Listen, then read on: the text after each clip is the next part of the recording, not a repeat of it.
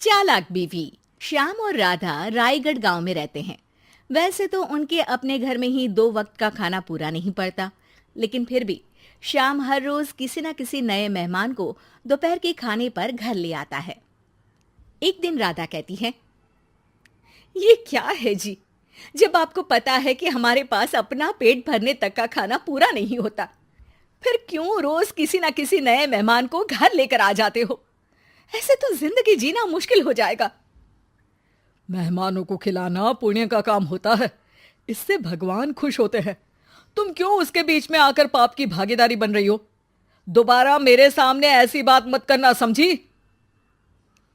इसी तरह राधा बहुत बार श्याम को समझाने की कोशिश करती है, पर वो हर बार एक ही बात बोलकर उसे चुप करा देता है।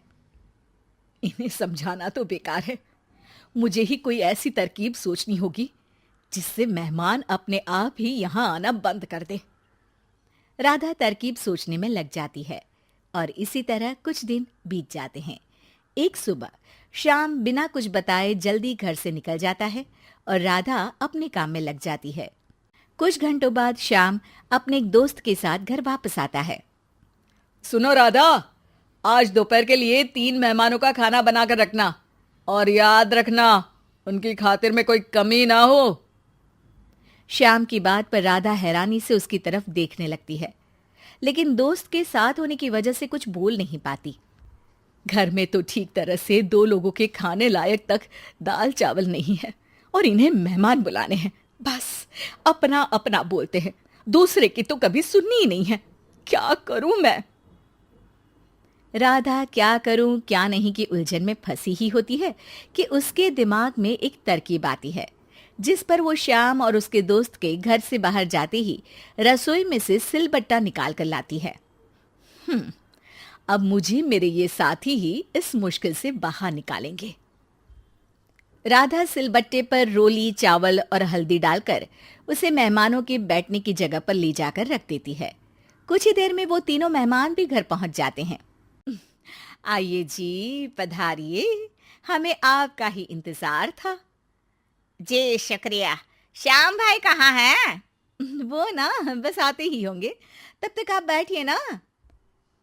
जैसे ही वो तीनों अपनी जगह पर बैठते हैं तो सामने पूजा किए सिलबट्टे को रखा देख असमंजस में पड़ जाते हैं। और बहन, ये सिलबट्टे की पूजा कर इसे यहाँ क्यों रखा है? क्या ये आपके यहाँ का कोई रिवाज है? अरे नहीं नहीं, वो तो मेरे पति की मन्नत है, इसलिए पूजा की है। हैं? सिलबट्टे पर कैसी मन्नत?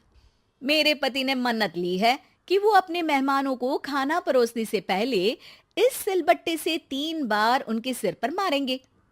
राधा की ये बात सुन तीनों मेहमानों के चेहरों की हवाइयां उड़ जाती है, जिसे देख राधा मन ही मन हंसती हुई उन्हें दिलासा देते हुए कहती है, अरे आप लोग फिक्र मत कीजिए, ज्यादा तेज नहीं मारेंगे, बस 3 बार जरा सी थपकी।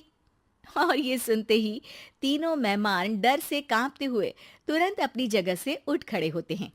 अरे अरे, आप सब उठ क्यों गए? मेरे पति बस आते ही होंगे, फिर सब साथ में खाना खाइएगा। अरे जी नहीं, हमें कुछ नहीं खाना। ये कहकर तीनों मेहमान बिना एक पल की और देरी किए घर से बाहर भाग जाते हैं, जिन्हें जाते हुए घर के अंदर आता श्याम देख लेता है। अरे वाह राधा, उन तीनों मेहमानों ने तो बड़ी जल्दी खाना खा लिया। नहीं ना, बिना खाए ही चले गए। अरे वो क्यों? क्योंकि वो खाने से पहले मुझसे ये सिलबट्टा मांग रहे थे, तो मैंने बोल दिया कि मेरी माँ ने दिया है, मैं नहीं दे सकती। बस फिर वैसे ही चले गए। राधा की बात सुन श्याम गुस्से से लाल होकर उस पर चिल्लाने लगता है। तुम पागल हो क्या? मेहमान को नाराज कर दिया। मेहमान जो मांगे उन्हें वो देना हमारा फर्ज है। इतनी सी बात तुम्हें कब समझ में आएगी? मैं अभी उन्हें ये सिलबट्टा देकर वापस घर में ले आता हूं, तुम खाना तैयार रखना। अब श्याम सिलबट्टा उठाए घर से बाहर निकल जाता है और मेहमानों को ढूंढना शुरू कर देता है, जो उसे पास में ही एक पेड़ के नीचे बैठे दिखते हैं। श्याम उनके पास पहुंचने ही वाला होता है कि वो उसे सिलबट्टे के साथ आता देख दोबारा भागना शुरू कर देते हैं, जिस पर श्याम भी उनके पीछे भागने लगता है। अरे रुको, मैं आप लोगों को ये देना चाहता हूं। अरे आप लोग रुको तो सही। अरे भाई, ये तो हाथ धोकर पीछे पड़ गया है। अरे जुबान कम और पैर तेज चलाओ। वो तीनों पिटाई के डर से और ज्यादा तेज भागने लगते हैं।